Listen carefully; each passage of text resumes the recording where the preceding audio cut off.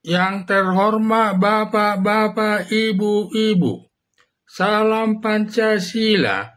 Pada hari Minggu tanggal 29 Desember tahun 2024, saya akan mengomentari Kepala Kejaksaan Negeri Kediri Pradana Subianto menembak ke atas ancaman dua lelaki.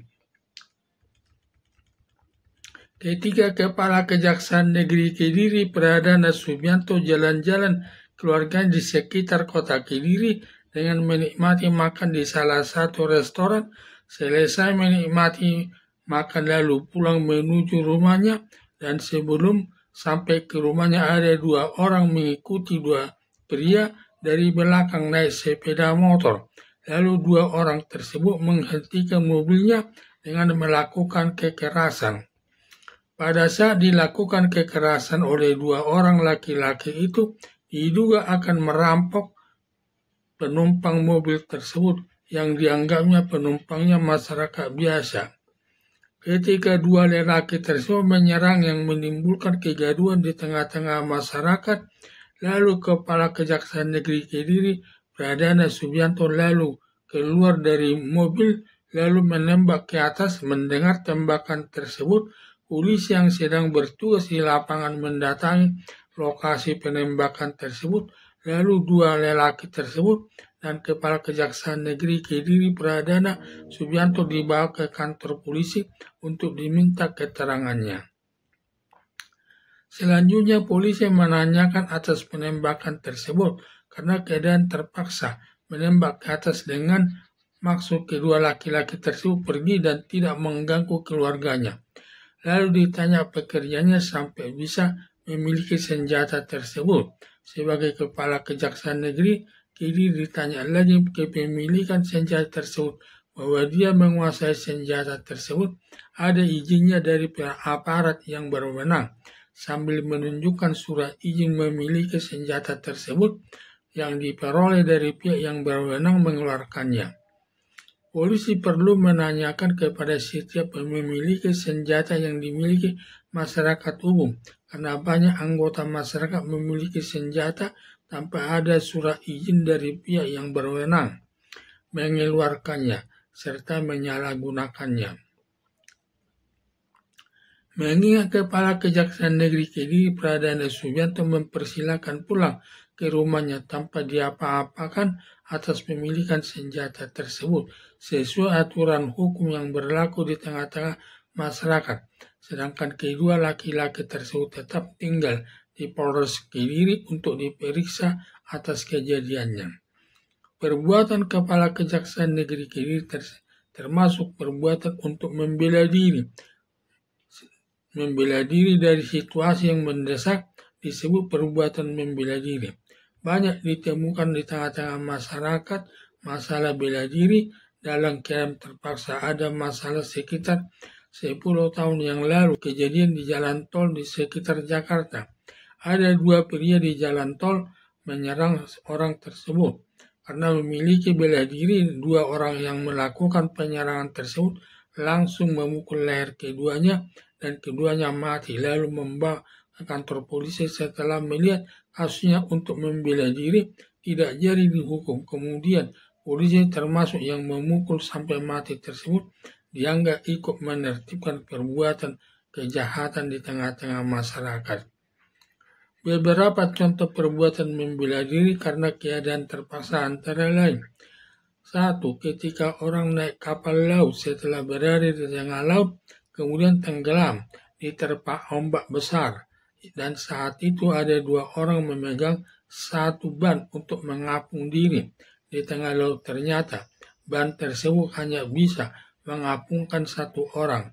Lalu daripada kedua-duanya mati, lalu membunuh temannya sehingga orang tersebut dengan ban tersebut selamat sampai ke pinggir pantai, dan yang melakukan pembunuhan temannya itu tidak bisa dihukum.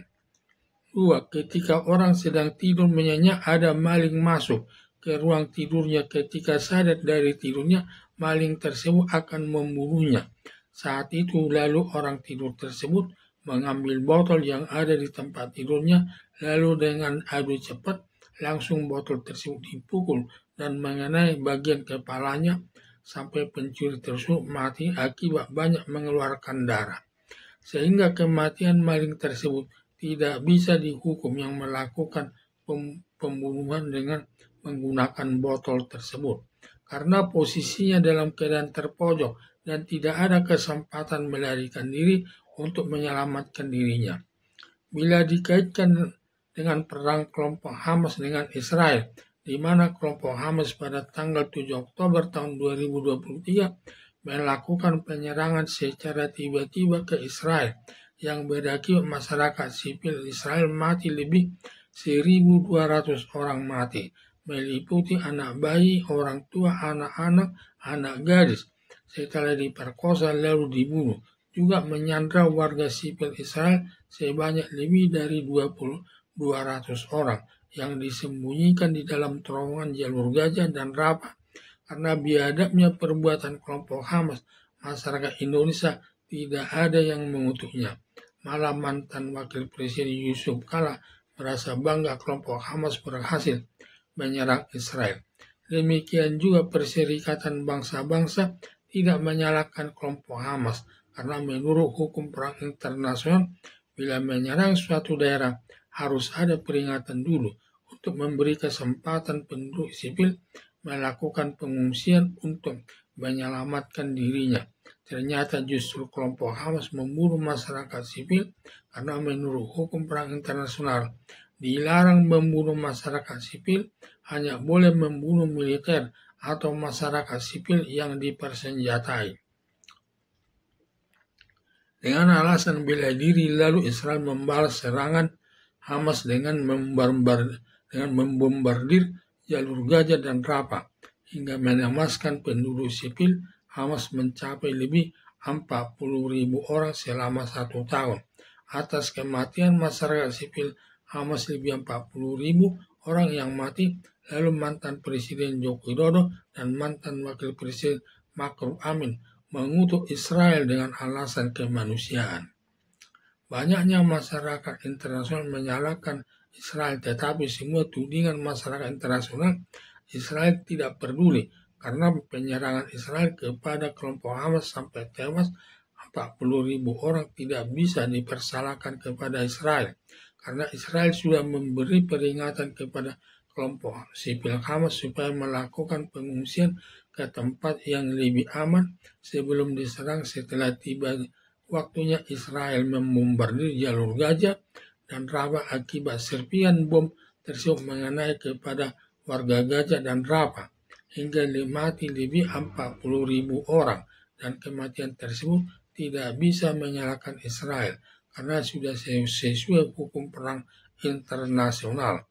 Karena sebelum menyerang sudah mengingatkan serta militer Israel hanya membunuh kelompok Hamas yang dipersenjatai, dan militer Israel tidak ada melakukan pembunuhan masyarakat sipil Hamas, karena kalau tidak membalas serangan kelompok Hamas akan berpikiran Israel tidak berani melawan Hamas, dan seterusnya kelompok Hamas melakukan penyerangan kepada Israel sampai Israel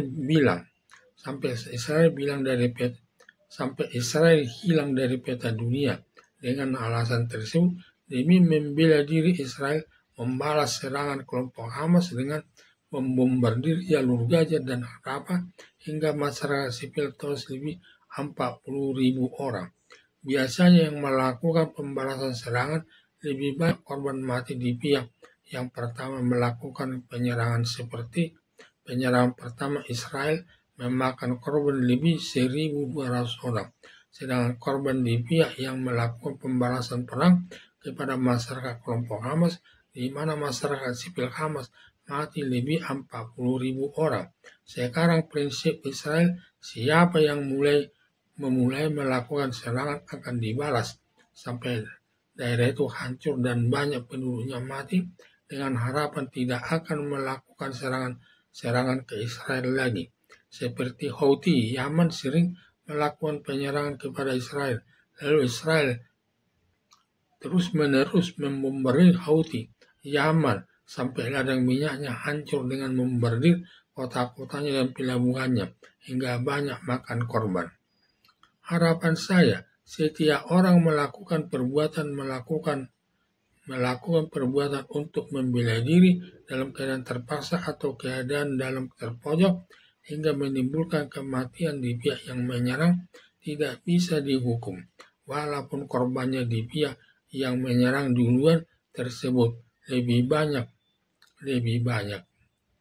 Sekian dan terima kasih.